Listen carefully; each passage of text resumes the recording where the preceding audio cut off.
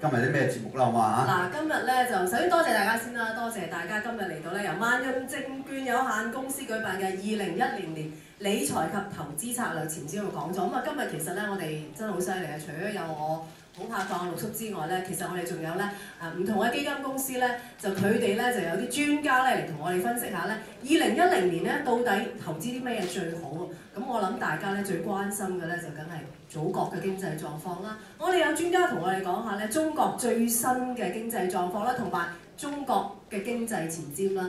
咁啊跟住啊當然啦，大家都即係見到近期啲金價癲癲地啦，啲油價又開始癲癲地啦。你到底啲資源價格會係點啦？我哋亦都有專家咧同我哋講下環球天然資源咧到底嚟緊嘅狀況係點啊？咁啊更加仲有一位專家咧嚟同我哋講下咧嚟緊咧到底點樣幫大家可以安享晚年啊？都好似嚟到啊！我哋好想我安享晚年。你而家安緊啊？你而家想我封咪係咪啫？而家嚇，即係冇咗好拍檔喎。我諗好多人都唔放過你喎。如果你叫我封咪，咁梗係啦，我叫你安享晚年嘅意思就叫你安享我，繼續開咪。叫我唔好開咪啊！已經開始覺得我老啊！千祈唔好鬧我啊嚇！咁啊嗱，咁啊事不宜遲啊，陸叔，不如我哋請今日第一位嘉賓上嚟先啦。咁啊，頭先咧我哋都講緊啦，喂最近咧我諗最熱門嘅話題咧就係啲金價啦，同埋啲天然資源嘅價格啊。其實你係買好多金啦，我知道。咁啊，如果即係冇乜天然資源嘅投資者，到底嚟緊啦，可以有啲咩方法可以加入呢一個咁熱門嘅投資焦點咧？我哋有請嚟咧，唔好請人住，梗係我要講下啲有啲着數嘢先得噶嘛。你有咩着數嘢先？着數嘢就係咧，如果今日咧喺休息嘅時間咧，如果大家喺接待處登記開戶嘅咧，合資格客戶咧可以推廣期內咧經本行開立個股票嘅投資戶口。嗱，記住唔係即刻開戶口嚇。登記咗先可獲就港幣50蚊嘅百佳禮券。咁啊最重要就係話咧，就優惠期內佣金都好平嚇，咁啊就最低收費6蚊啫。咁啊其實咧最重要就係話咧，我哋有一定有消息，但係消息千祈唔好咧走晒去嚇。咁啊因為我同阿 Kappa 最後尾嗰個鐘頭咧非常之精彩，今日教大家點樣揀出年嘅股票。究竟有啲 tips 究竟係咩咧？咁啊留待我最後嗰次咧講。最重要亦都係，如果大家有問題，咁啊有問題記得咧寫紙上嚟俾我哋嚇。咁啊最尾嗰環節，最尾嗰20分鐘咧，我哋盡量解答大家嘅估值嘅問題啦嚇。咁啊所以Kappa 第一個嘉賓係邊位啦嚇？第一個嘉賓咧就係首域投資香港有限公司嘅零售業務助理經理啊，阿陳榮達先生 Vincent 啊，佢同我哋講下咧點樣去追逐環球嘅天然資源。唔該晒你 Vincent，交個場俾你啦嚇。Hello， 咁唔該晒陸叔先嚇。咁我都好幸運，今日嚟咗場正版嘅投資全攻略嘅。咁其實嚟之前啦，都係啲食飯嘅時間啦。咁我哋其實啱啱我都去大快樂嗰度食完飯嘅。咁大家其實有冇留意過，其實而家大快樂呢啲快餐店其實價格有冇轉變啊？係咪貴咗好多先？係咪先？點解貴咗咁多咧？可以同大家講翻，佢哋加價係有原因嘅。今年其實糖價咧，大家又唔知有冇留意，有冇買咧？即係家庭主婦啦，一定有買糖啊、油鹽醬醋茶等等啦。其實糖價今年我哋睇到係上咗成60%嘅。驚唔驚人先？點解會上咗咁多咧？其實我哋背後想帶出啲乜嘢咧？就係資源呢個問題啦。資源係一啲用完就冇嘅嘢，咁所以點解喺呢個今日個 talk 入邊，我哋會同大家分享翻資源呢個市場，特別同大家分享翻，因為嚟緊我哋睇到未來資源個走勢咧，只有日益收窄，個供給越嚟越少嘅。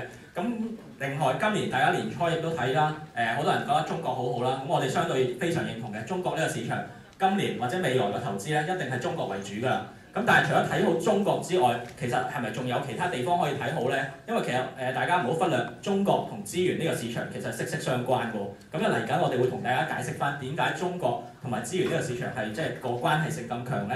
而大家其實除咗睇好中國或者亞洲地方或者新興市場，其實亦都要留意翻資源呢個咁嘅市場類別㗎。咁我哋其實睇翻啦，好簡單一啲過去嘅數據啦。年初到唔加，大家知道中國啊、香港個股市都即係輕輕冚冚升得好勁啦。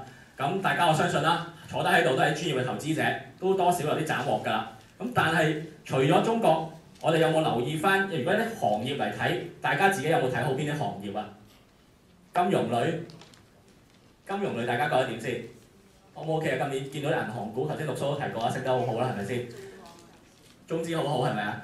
其實今年我哋睇翻年初到去10月底咧，其實啲全球嘅金融類股份咧，個升幅唔係好犀利嘅啫，大約33% 左右嘅啫。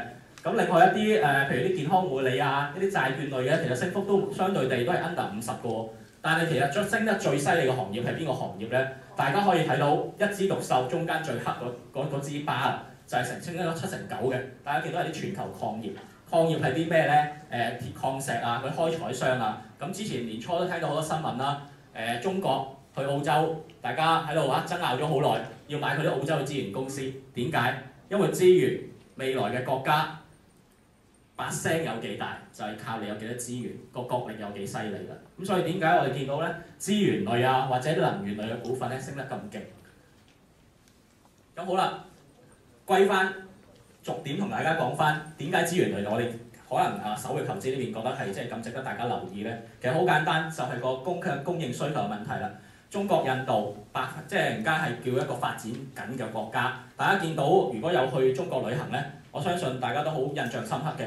每一個地方去到每一度咧，全部都起緊路啊、起緊鐵路啊等等嘅。我啱啱先喺上海翻嚟，上個禮拜做完 company visit， 即係探訪啲公司。咁我哋去到上海，我諗住去黃浦江即係遊覽下啦，諗住睇下啲沿路嘅即係景色啦。但係我見到去到大家都唔好去啦，上海暫時全個黃浦江全部凍晒圍板嘅，全部鋪晒，因為搞緊2010年嘅世博。大家估唔估到世博？好似我哋同我哋好遠係咪啊？世博我哋又熟悉啲係咩啊？奧運咧，中國用咗幾錢落去咧？400億嘅美金，但係世博大家估下會用幾多億？一個 double 800億嘅，800億嘅美金，淨係for世博。咁所以見到點解中國上海你去到每一條路，我搭車去到邊度全部鋪緊嘅。咁呢啲鋪嘅係啲咩咧？就係呢一啲資源，鐵啦、銅啦、鋁啦，全部攞嚟鋪啲鐵路啦、道路啦，啲石頭攞嚟鋪啲即係行車嘅路啦等等。咁啊見到中國幾犀利一個需求。除咗中國，印度亦都係嘅。印度啲交通非常之落後嘅，咁但係其實佢哋經濟環境唔錯喎。而家講緊個經濟增長喺5% 樓上嘅，其實得中國同埋印度嘅啫。咁印度其實都係我哋叫百廢待興啦，好多道路都喺度鋪設緊嘅，所以佢見到佢哋對資源個需求非常亦都好大。咁另外啦，舊年即係經濟非常之差啦，其實好多一啲資源類嘅公司或者一啲開採啊、發掘嘅商咧，其實佢哋個手都好緊嘅，個手好緊。銀行肯借錢俾佢哋，咁其實佢哋好多啲項目咧，啲貨挖掘嗰啲項目咧，其實都停晒㗎啦。今年經濟好翻，見到油價、金價上升翻，所有嘅啲咁嘅計劃咧，bang bang聲揾錢啊嘛，大家都希望係咪先？即刻開始翻嗰啲 project 㗎啦。咁我哋見到其實舊年或者即係前啲，其實佢啲產能咧，其實輸出係即係相對地縮到好細嘅。但係而家其實係個產能啊，或者個出產個份量咧，其實係唔夠而家咁樣嘅使用量嘅。咁所以我哋見到點解我哋覺得即係資源類係非常需要咧。另外最後一個原因啦，就係今年啲金價或者啲貴金屬咧，大家見到上得好犀利。我啱啱頭先喺食飯之前喺個公司睇到最新嘅彭博數據，金價講緊1116蚊，呢個係近來嘅新高嚟嘅。背後有啲咩因素咧？其實我哋一陣會逐樣同大家講翻嘅。咁好啦，按個需求量，呢個係去到2050年，其實唔係好遠嘅咋，40年嘅啫。全球對於一啲資源類相關嘅需求嚟嘅，講緊個數字係350萬億，單係一個譬如啲亞洲地區，我哋自己亞洲人啦，需要嘅係200萬億，呢個數字係非常之龐大嘅。點解我哋需要咁多呢啲資源類嘅產品咧？或者一啲資源啊、鐵啊、礦啊、石啊等等，其實好簡單嘅。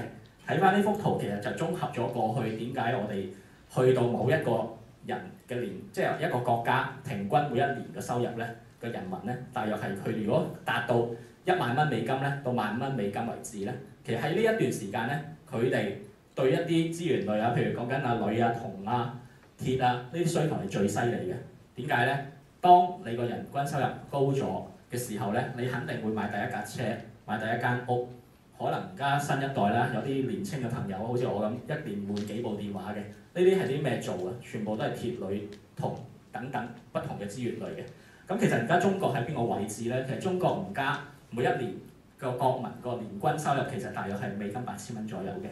咁好近，將會步入1萬蚊呢個水平㗎。我哋相信去到2022年呢個時候，講緊係10零年嘅